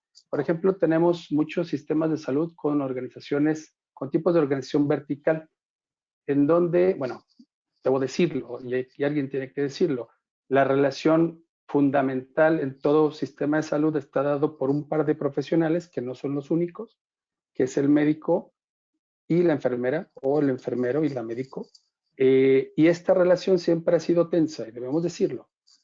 La comunicación normalmente no es horizontal, sino un tema vertical. Y bueno, así podemos irle sumando los demás aliados en el sistema de salud, ¿no? El psicólogo, el que recoge la ropa, el que trae el alimento, etc. Entonces, ahí normalmente una persona que está en primera línea difícilmente toma decisiones sobre lo que va a pasar en el día de trabajo. Es decir, toma decisiones específicas de su lugar y tiene que resolver el asunto, pero difícilmente puede decirle al jefe, a quien está planeando la situación, que las cosas van bien o no. Entonces ahí el tema organizacional es un asunto importante. Otra palabra que señala también Pedro es la ambigüedad. Desde la ergonomía, y por eso hablaba hace unos minutos acerca de la preparación, la ambigüedad debe ser reducida al máximo si queremos tener trabajadores de la salud con un bienestar psicológico menos afectado. Es decir, cualquier ambigüedad, otra vez vuelvo a los ejemplos concretos, en cualquier momento que ustedes están frente a una ambigüedad, la ansiedad sube, el estrés sube y depende, si yo tengo demanda de trabajo, vamos, todos los que estamos aquí afortunadamente, bueno, al menos estamos como panelistas, quizá haya alguien en el auditorio que sí esté ahí en primera línea. Nosotros nos imaginamos cómo puede ser allí el momento de estar atendiendo a los pacientes, a este 5 o 15% que le dan de pacientes graves que necesitan respiración, pero si ahí tenemos ambigüedad, el tema, digo, los trabajadores de la salud por naturaleza humana tienden a atender al paciente incluso a causa de su salud física y psicológica. Entonces, en la medida que preparemos la situación para evitar ambigüedades, la salud mental se verá beneficiada. Si hablamos, por ejemplo, de comunicación, tenemos que pensar en comunicación verbal, también en comunicación corporal o comunicación escrita incluso. ¿Sí? Es información, es comunicación, y para ello, bueno, tenemos que preparar protocolos. Hace unos momentos, tanto Ariel, Pedro, Mayra y Juan nos hablaban, por ejemplo, de cómo vivir el duelo, ¿no? O vamos, un médico, una enfermera, una persona allí en salud, se muere un paciente y cómo vivirlo. Y yo estoy completamente de acuerdo en que hay que dejar sentir y respetar el momento y el legado. Sin embargo, si eso no está preparado dentro de los protocolos, no va a suceder. Es decir, si el equipo de trabajo no tiene la comunicación y allí se dice, ok, desde antes en este briefing que nos habla Ariel al inicio, ok, si hay una persona que fallece, podemos hacer un paro. O las micropausas. Es decir, yo me preparo con la micropausa, pero si el equipo de trabajo no está preparado para hacer micropausas, en la primera ocasión que yo hago una micropausa, yo me siento culpable, ¿sí? O el otro me va a decir, oye, tanto trabajo que tenemos y tú con tus pausas. ¿Me explico? Este tipo de cosas deben ser preparadas desde antes. ¿Sí? Y eso es una parte muy importante. Les voy a comentar una sola cosa más, digo, para no abusar del tiempo, a mí me encanta hablar, soy profesor y hablo por horas. Pensemos ustedes en el equipo de protección personal. Estoy seguro que todos los que nos escuchan en los últimos días han usado mascarillas. Y mascarillas simples, no la N95, no las gafas, no todo el equipo de protección personal, que sería el más adecuado para quien está en primera línea. Seguramente ustedes con la pura mascarilla ya han tenido algunos asuntos de comunicación a su alrededor, con su pareja, con sus hermanos, con sus papás, con quien estén hablando, con el señor de la tienda. Es decir, ahí hay asuntos de comunicación Lógicamente, ¿sí? Los seres humanos somos diversos. No voy a dar ejemplos específicos de mi vida, pero más de alguien puede molestarse porque no escucha bien al otro y responderle mal, etc. Entonces, hay cosas, sugerencias, les he pedido que pongan por ahí en el chat un par de sitios web en donde hay algunos documentos que son específicos para mejorar la comunicación en los trabajos, en los equipos de trabajo, en donde, por ejemplo, se pueden utilizar para las micropausas, no individuales, sino en equipo, por ejemplo. La mascarilla me puede limitar que me escuchen todos, o la situación, los bip bip, allí en la sala de terapia intensiva. Pero si, por ejemplo, ya acordamos en el equipo, en el briefing, que si hay una situación crítica que afecta el estado de salud mental de uno del equipo, levantar la mano, por ejemplo, sea una seña como para que todo el equipo sepa que algo no va bien. ¿Qué pasa si algo no va bien con uno? Si no va bien con uno, no va bien con todo el equipo. Y esta parte tiene que ser importante y hablarse y comunicarse entre los equipos de trabajo. Insisto, no quiero abusar del tiempo, les agradezco. Muchas gracias. Ya encuentran en el chat los sitios que nos estaba recomendando Carlos para que puedan revisar la información. Tenemos una persona de los participantes que nos está pidiendo la palabra, Adriana Angarita.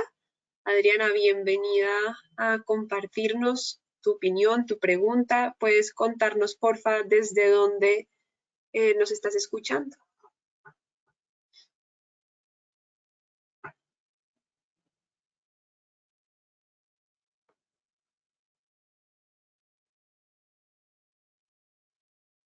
Adriana tiene desactivada su micrófono. No sé, Adriana, si le puedes dar en el icono de micrófono para activarlo, para que te podamos escuchar.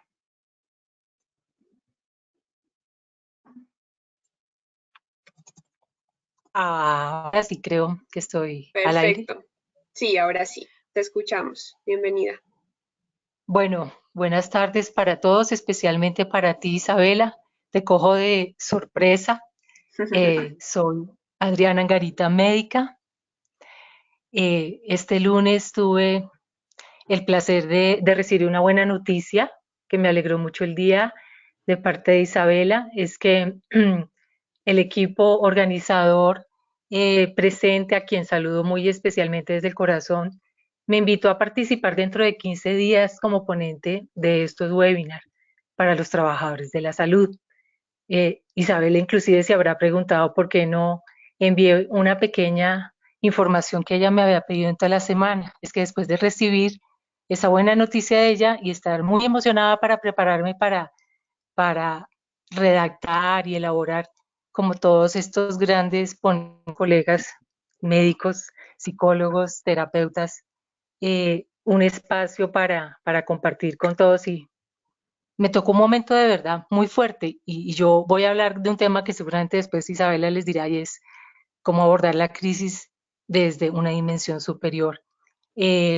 A mí me tocó y me cogió el lunes de sorpresa, porque después de que Isabela y yo hablamos, entró en mi casa sin pedir permiso el virus.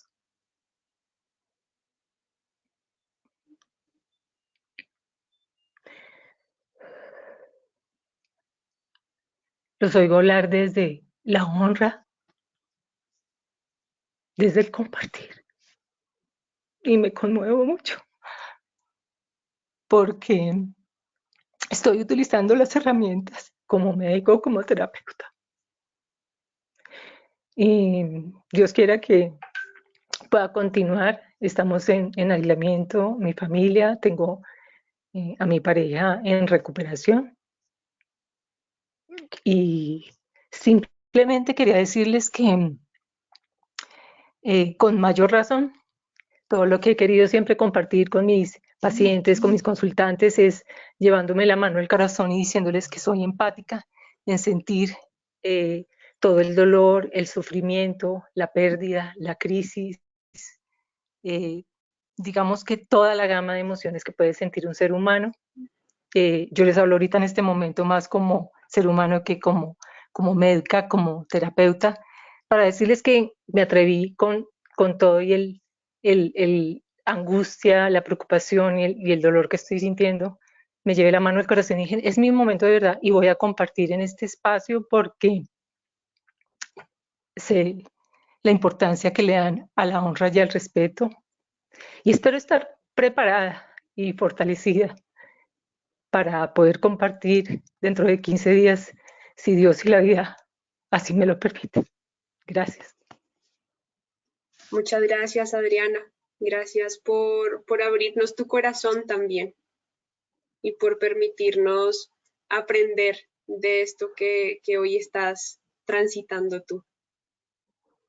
Gracias.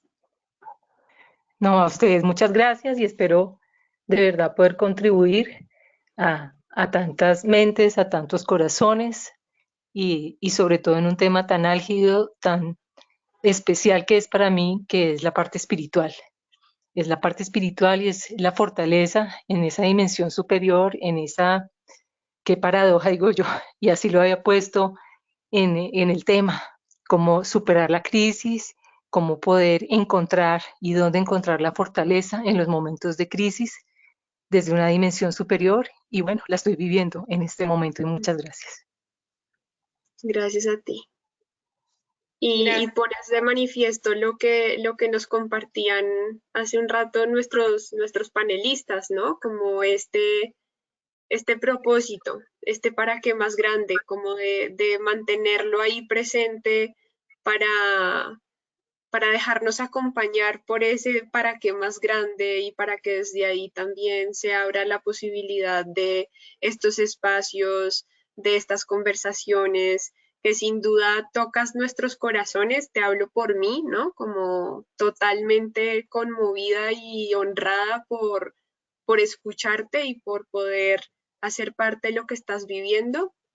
Y desde ahí también, pues como esto nos invita a movilizarnos de una manera diferente, ¿no? Ya no solamente pensando en los profesionales en el lugar de trabajo, sino también los profesionales y todos los que estamos acá, aunque no seamos profesionales de la salud, como también estamos expuestos y esto hace parte de nuestra realidad.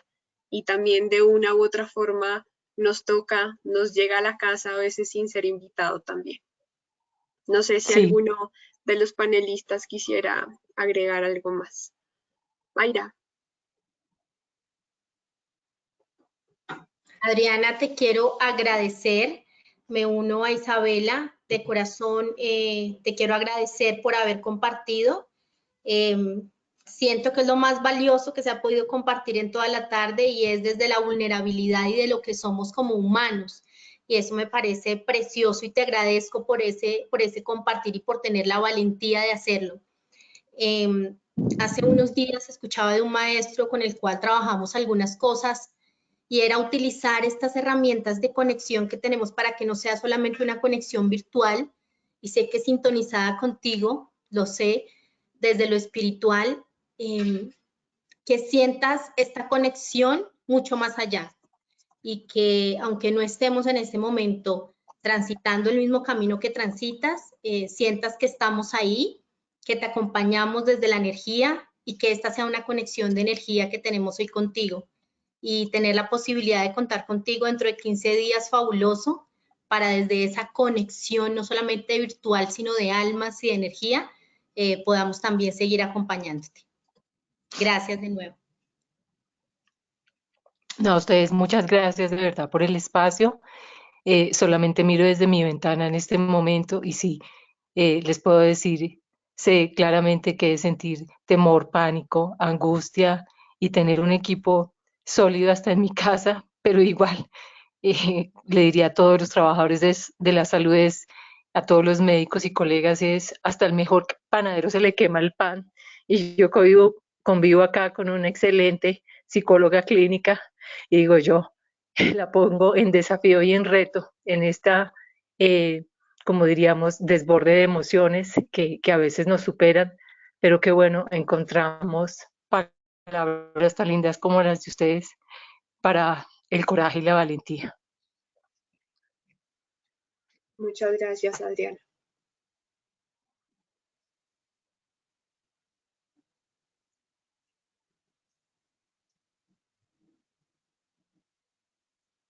No sé si alguno quiera agregar algo más.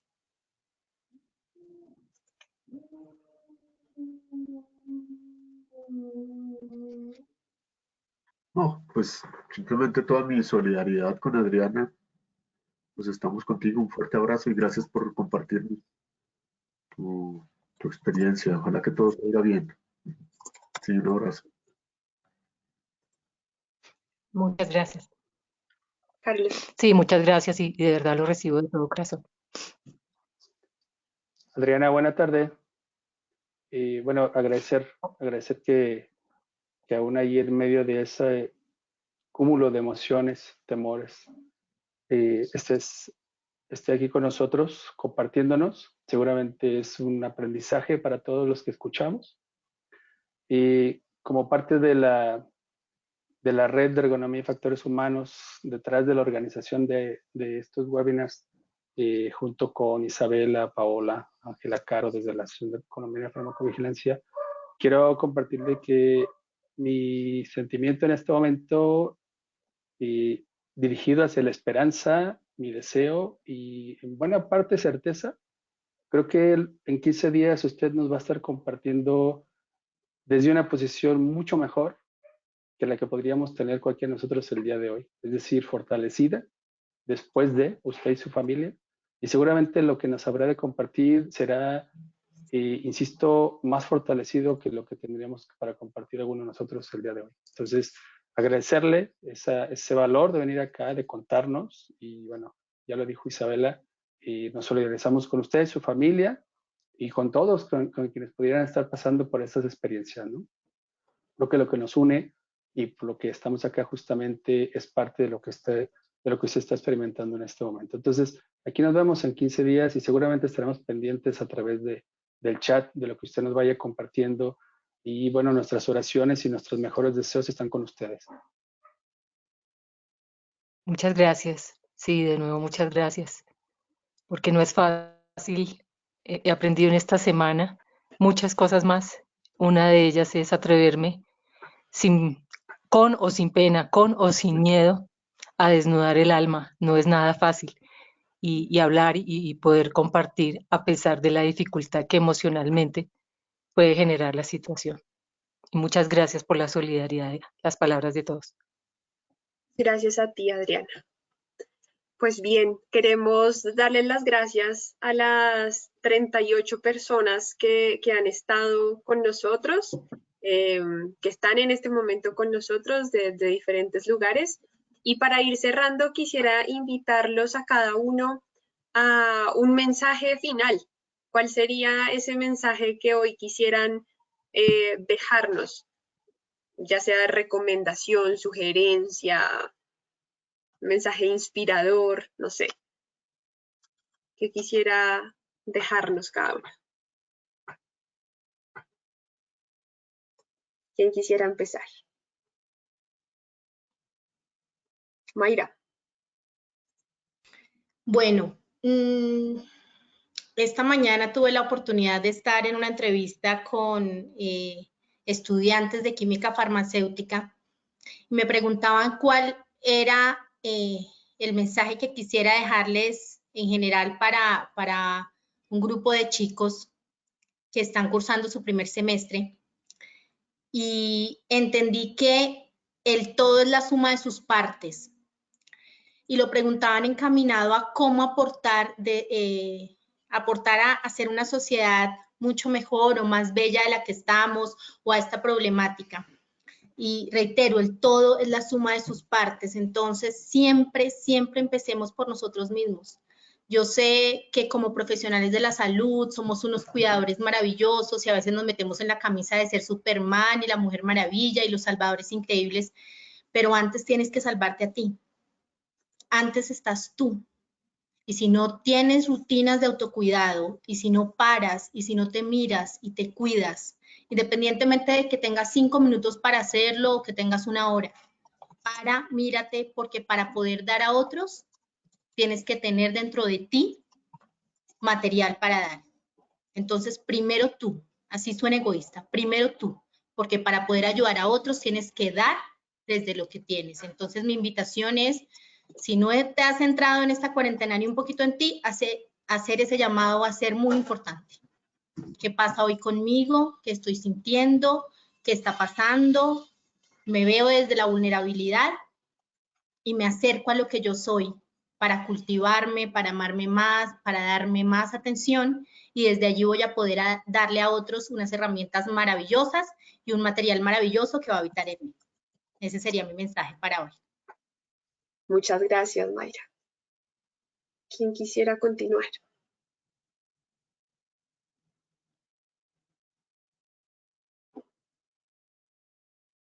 Bien, yo quisiera hacer una invitación, y en particular a los profesionales de salud que estén, pero es algo para todos. Y es una invitación a abrirse a sus emociones, a reconocerlas, a sentirlas, a hablar sobre ellas. Si tienen personas cercanas en sus redes de apoyo social con quien hablar, adelante, dense en ese espacio, dense en esa oportunidad de hablar de lo que sienten, de cómo se sienten. Si no tienen ese espacio en personas cercanas, pueden buscar otras ayudas, pueden buscar otros profesionales que les ayuden, o en el último de los casos, si definitivamente se dificulta mucho eso, incluso escribir sobre lo que están sintiendo es un muy buen ejercicio porque les permite poner las cosas en un lugar diferente y en esa medida verlas de una forma distinta y relacionarse con lo que están pasando de otra manera. A veces hay que hacer una pausa y para eso sirve la tristeza. Hay que hacer una pausa para sentir y para darse cuenta de lo que uno está sintiendo y reconocerlo. Entonces la invitación es que se den ese espacio, un poco diciendo lo que, complementando lo que decía Mayra, dense un espacio para ustedes y para también estar entrando en contacto con lo que están viviendo, con lo que están pasando y con lo que están sintiendo. Muchas gracias. Sí, yo solo puedo complementar lo que ya han dicho Mayra y Pedro, es con una frase que está implícito en lo que ellos dijeron, y es: en tu vulnerabilidad está tu fuerza. Es decir, permítete ser vulnerable, permítete sentirte mal, expresarlo, como dijo Pablo, y lee el mensaje que hay detrás de esa vulnerabilidad. Seguramente vas a aprender mucho sobre ti mismo, sobre ti mismo. Muchas gracias. Gracias. Bien, bueno, me gustaría usar este espacio para agradecer y, bueno, agradecer a todos los que nos siguen, los que nos escuchan. Seguramente puede haber ahí en nuestra audiencia quién ha estado los 3 webinars y quién es el primero. A todos ellos, gracias. Agradecer que toda la parte que está detrás y que no vemos, ¿sí? Ahí está seguramente Ángela Caro como presidenta de la Asociación Colombiana, que nos permite esta plataforma para comunicarnos, y Alejandra y bueno, todo el equipo. Y bueno, reconocer a Isabela, a Paola, que le ponen toda la energía para que esto suceda, ¿sí? Y bueno, como mensaje final, me gustaría nada más decir, en línea con lo que nos comparten Pedro, Ariel y Mayra, que estoy completamente de acuerdo de volver hacia nosotros mismos, de darnos el espacio, de permitirnos identificar y sentir, y si hay que llorar, hay que llorar, que no es fácil, digamos, ¿no? Digamos, las cosas no están preparadas como para hacerlo, ¿no? Pero bueno, no puedo dejar de lado mi formación y la disciplina que represento. Y me hace decir que esto habla de sistemas, ¿no? Puede ser un asunto personal y está muy bien, pero si lo hacemos como equipos de trabajo está aún mejor. ¿Qué si nos preparamos como equipos para si hay que hacer pausa y sentir como equipo, o si uno del equipo tiene que hacerlo? Creo que esto tenemos que ir pensando. Reconocer nuestra vulnerabilidad es fundamental, como lo dice Ariel. Allí, reconociendo la vulnerabilidad, con esa frase, efectivamente ahí está nuestra fortaleza. Al momento de saber en qué somos vulnerables nos permite prepararnos para, o nos podría permitir prepararnos para enfrentar esa situación que estamos viviendo, ¿no? Entonces, con esto invitarlos a nuestros siguientes webinars. Seguramente ahorita Isabela y Paola nos los van a contar. Seguirnos en los diferentes espacios, tanto del colegio, a ver si no me equivoco, Pedro, del Colegio de Psicólogos, el Colegio Nacional de Psicólogos, ¿es el nombre? Colegio Colombiano de Psicólogos. Colegio Colombiano, igual en las redes sociales, nos hablaba Ariel, que en unos minutos estará presentando su material, en la página de la Asociación Colombiana, en la página de la Red de Ergonomía y Factores Humanos en Sistemas de Salud. Todo el tiempo estamos compartiendo información, igual si hay dudas, ahí están los servicios que ofrece el colegio, que nos lo decía Pedro, igual Mayra nos hablaba de Isabela de otros servicios, ¿no? No es que estemos acá cada 15 días con ustedes, en realidad hacemos trabajo cotidiano y sería fabuloso que cualquiera de los que nos escucha nos pudiera contactar en el Inter y compartirnos sus dudas. A ver, usted dijo tal cosa, a ver, ahora en la práctica tengo esta situación. Y bueno, yo estoy seguro que todos los que estamos aquí estaríamos encantados de colaborar con esta parte, ¿no? Entonces, ese sería el mensaje final. Muchas gracias de nuevo, Isabela, Paola, y cierro mi micrófono. Muchas gracias, gracias. Yo me uno al agradecimiento a todo el detrás de cámaras de lo que va sucediendo para poder estar acá, a ustedes por compartir su experiencia, su vida, tanto los ponentes como los participantes.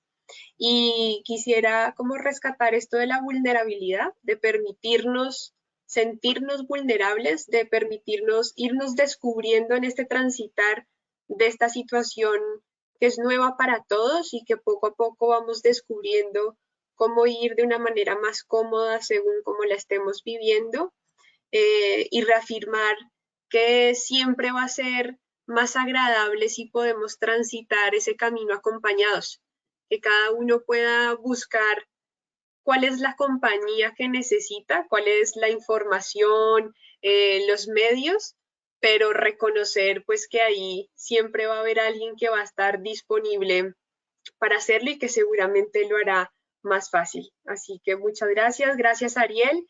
Que te vaya muy bien en tu evento ahora. Ahí encuentran en el chat también toda la información del evento de Ariel por si quieren unirse para descargar el libro. Y bueno, Pau, te doy la palabra. Muchas gracias, Isabela. Infinitamente agradecida.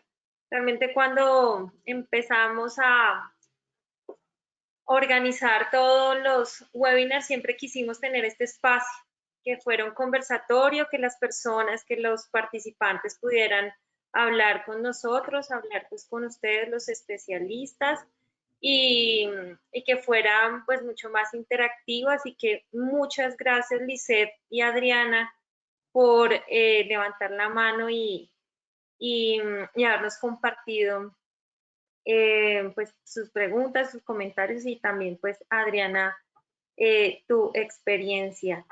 Muchas gracias a todos los asistentes, ya siendo las 3:54, 55, les vamos a dar entonces por terminado este tercer webinar de las perspectivas para el abordaje del bienestar psicológico de los trabajadores de la salud.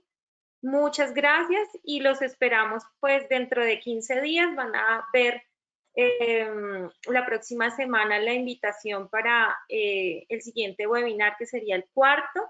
Lo vamos a hacer el 30 de mayo. Lo mismo a esta hora, un sábado de 2 a 4 de la tarde. Y pues vendrá con nuevos temas, con nuevas experiencias, y pues nada, así finalizaríamos este webinar. Muchas gracias, Pedro y Pablo, a Carlos, a Mayra, a Juan y a Ariel, y hasta la próxima. Un abrazo para todos, que estén muy bien. Gracias a todos, que estén bien.